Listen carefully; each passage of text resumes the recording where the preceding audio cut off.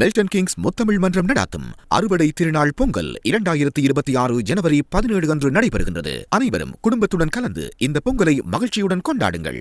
IBC Tamil நேயர்கள் அனைவருக்கும் இனிமையானதொரு வணக்கங்கள் மற்றும் ஒரு செய்தியினூடாக சந்தித்திருக்கிறோம். இலங்கையில் நிலவக்கூடிய இந்த சீரற்ற வானிலை காரணமாக ஏராளமான கரையோர பிரதேசங்களினுடைய வாழ்வாதாரமான இந்த மீன்பிடி தொழில் முற்றிலுமாக பாதிக்கப்பட்டிருக்கின்றது.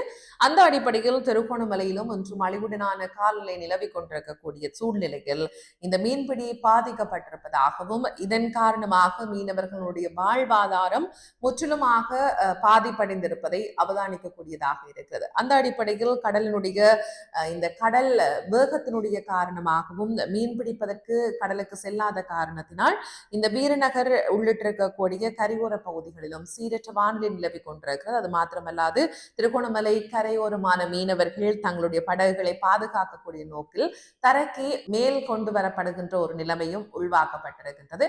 அந்த அடிப்படையில் இலங்கையை பொறுத்தவரையில் இப்போது அதிக மழையுடனான வானிலை நிலவி கொண்டிருக்கின்றது. உடனுக்குடன் செய்திகளை அறிந்து கொள்ளலாம். ஐபிசி தமிழ் நியூஸ் என்ற யூடியூப் பக்கத்தினூடாக இணைந்திருங்கள்.